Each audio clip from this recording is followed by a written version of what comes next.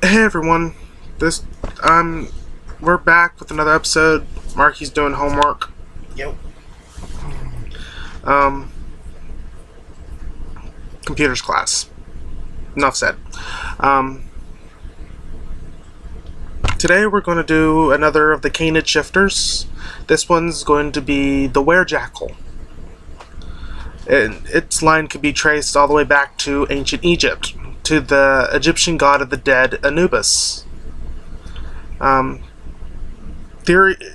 Legends, stories, theories all say that Anubis was the progenitor of the Werejackals. It was through his magic, his ability, that he started to turn people into, to emulate his jackal-like form. For those of you who don't know, Anubis is the Egyptian god of the dead. He's the ferryman and the protector of what? AKA, he's the Grim Reaper of Egypt. Oh, yeah, that too. He's known for being the protector of graveyards, because back in those the times that he reigned, jackals were known to dig up the dead and eat them. So he was known for protecting the dead in their resting place by being a jackal-headed god of the dead. I thought that was the pyramids. What the pyramids were for. That was only for the pharaohs of Egypt, and those were tombs, not graveyards. I don't even think you picked that up, but I'm going to try to condense this down to shorter. I'm tired at the moment. I've been doing research for the next few episodes, so I'm trying to figure out a way to condense this down. But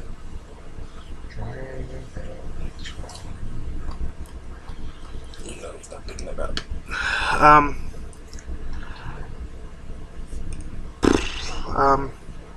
But yeah, Werejackals. They are stories claim that they were were priests and servants of Anubis.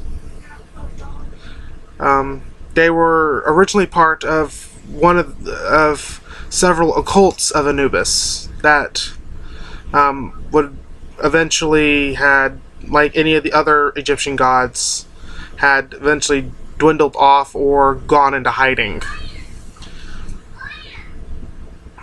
But Werejackals amongst themselves have very similar powers to that of a werewolf, but except unlike how werewolves are extremely strong and have immense power of survival,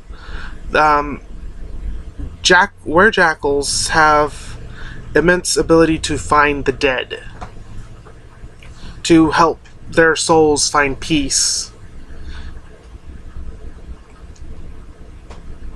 Or in ancient Egypt, they used to call the soul the Ka. Not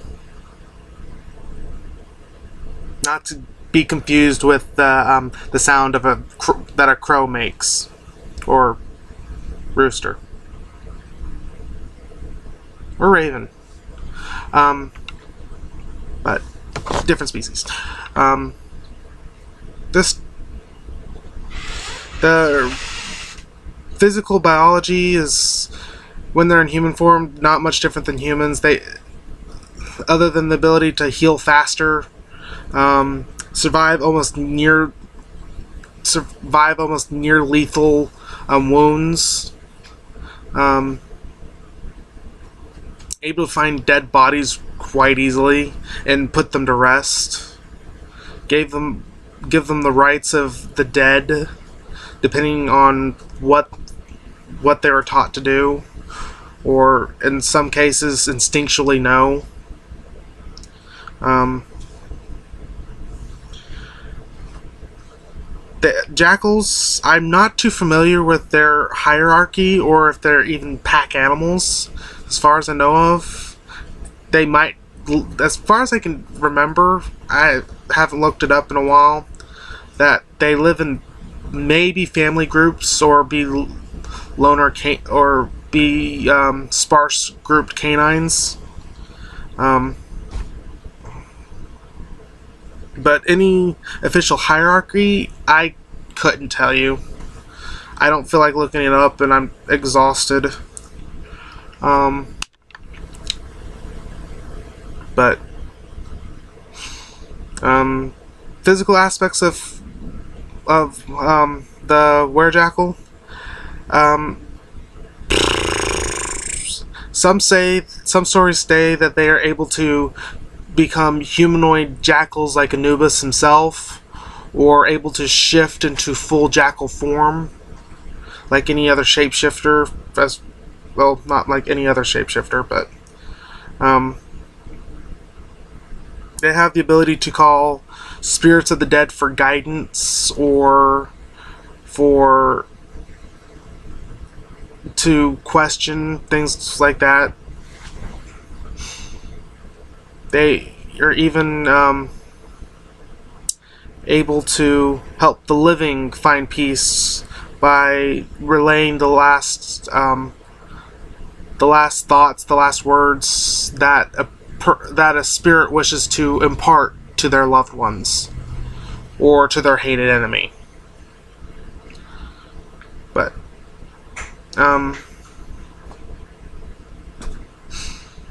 and the biological standpoint,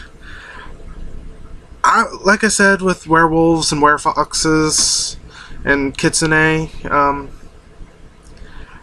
as for they probably wouldn't be much different other than the way their fangs are formed, their claws being a different shape, color.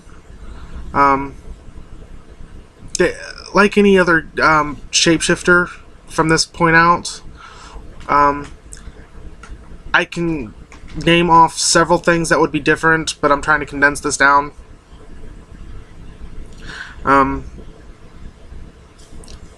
That even though that they are smaller species animals, they're pretty much all the same. Probably maybe a thicker brow, joining of the brow and nose where the bridge is broader. Fangs being probably more needle-like than a werewolf's, but probably thicker than a fox's.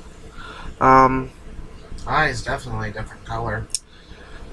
Yeah, probably the shifting of the eyes would probably change from probably not be golds or amber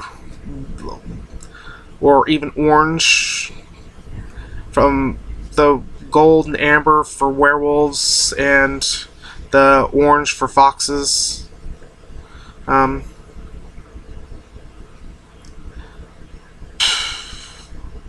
But yeah, that's pretty much it. There's not much that I can find on Werejackals that aren't from fantasy games.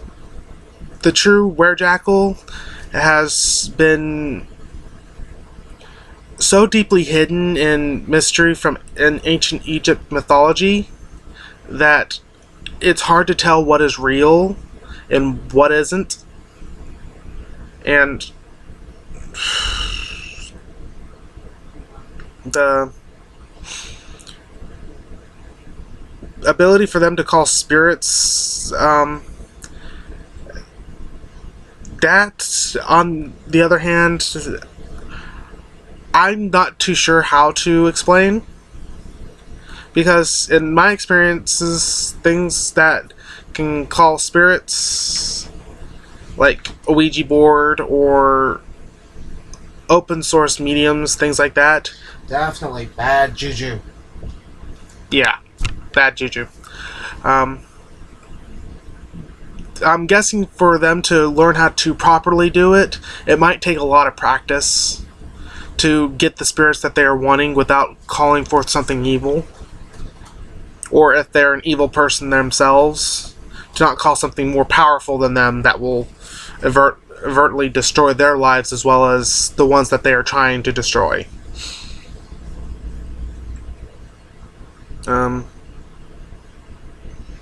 So, yeah, this one, I know this one's short compared to my other ones. Like I said, I'm trying to condense it down so I'm not running a half hour long. I'm trying not to ramble, which I'm still doing.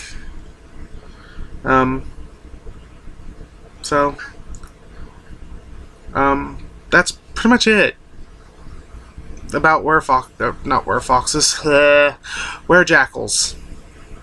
You can tell, apparently. You got foxes on the brain. Shut up.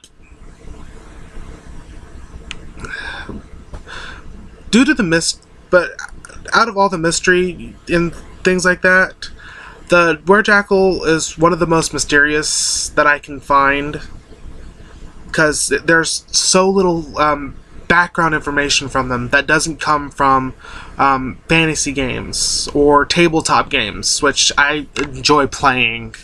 They're fun to get your mind off of things and play and to pretend to be someone else for a little bit. So yeah, this is it. I'm sorry that it's so short. I will try to make the next one longer. I'm most likely going to do one about berserkers, so if you're used to the length of my other two videos, they'll probably be that long again, because there's a whole slew of information about berserkers. But I will see y'all next time. This is us signing off. I'm your host, Eden. Now, Marky. And see you guys later. I'm gonna go find something to eat and then probably hit the hay. Peace.